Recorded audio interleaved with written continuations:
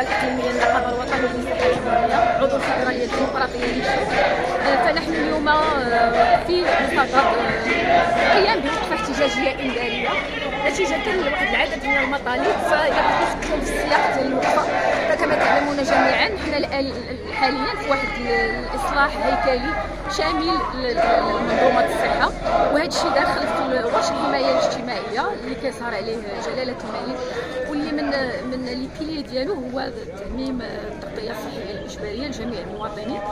وباش يكون عندنا هذا الاصلاح هذا كامل يعني كانوا 4 ديال لي بيلي ديال الاصلاح، اللي منهم اولا الحكامه الاداريه والماليه، تثمين ديال الموارد البشريه، اعاده تاهيل العرض الصحي والرقمنه. فمع الاسف هاد الاربعه ديال بيلي ولا هاد 4 الركائز ديال الاصلاح مع الاسف هنا ما كنشوفوا منهم حتى حاجه في هذا المستشفى الاقليمي السلامه.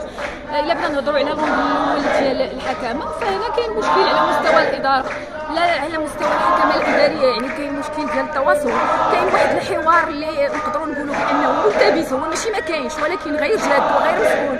يتم التعامل مع المطالب ديال المهنيين بواحد النوع من الاستخفاف.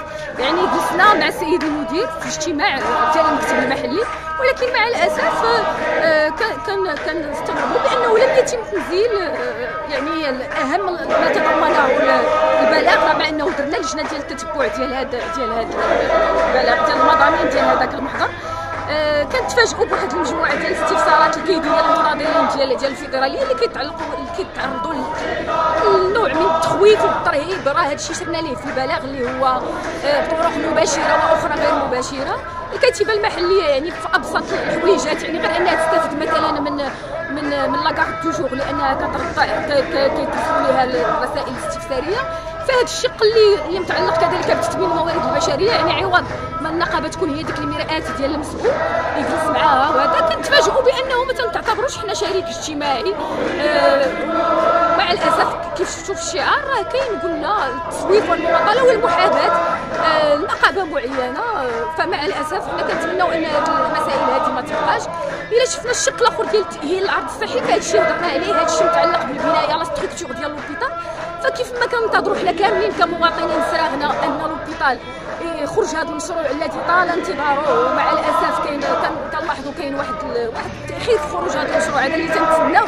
يعني حنا من حقنا كمواطنين وكشغيله انه يكون عندنا واحد المستشفى يرقى لمستوى التطلعات الساكنه. نحن الان في طور تنزيل ورش الحمايه الاجتماعيه، ولكن ما عندناش واحد المستشفى، ولكن في انتظار ان هذا المشروع يخرج من حقنا يكون عندنا واحد المينيموم ديال الشروط تاع الاشتغال. يعني المطالب ديالنا ما كانتش شي حاجه اللي كبيره ولا تعجيزيه، يعني حتى حنا واخدين بعين الاعتبار الاجراءات، ولكن ملي كتقول مثلا بغينا غير الصنابير مثلا في قسم المستعجلات، بناء ثلاجه، بغينا في لي سال دو روبو القاعات ديال الاستراحه، بغينا مثلا لي ماطلا ولا فين يستراحوا الناس، مثلا مصلحه المستعجلات كتشوف 400 500 حاله في النهار، وهاد الناس هادو فاش يبغيو يرتاحوا ما كاينش. يعني الاعتداءات كيبقى قطاع الصحه هو داك الحيط القصير، يعني هذا قطاع اجتماعي كيجي المواطن يعني كيخرج داك الغضب ديالو يصب شان غضبيه على الممرض على الطبيب على الاداري اللي كاين في لاكو. فحنا كنوجهوا نداء يعني للمسؤولين، المدير الجهوي السيد المندوب الاقليمي باش يتدخل بصفته المسؤول الاول عن الاقليم باش نحسنوا هذه الاوضاع. وتحيه لكم جميعا، شكرا.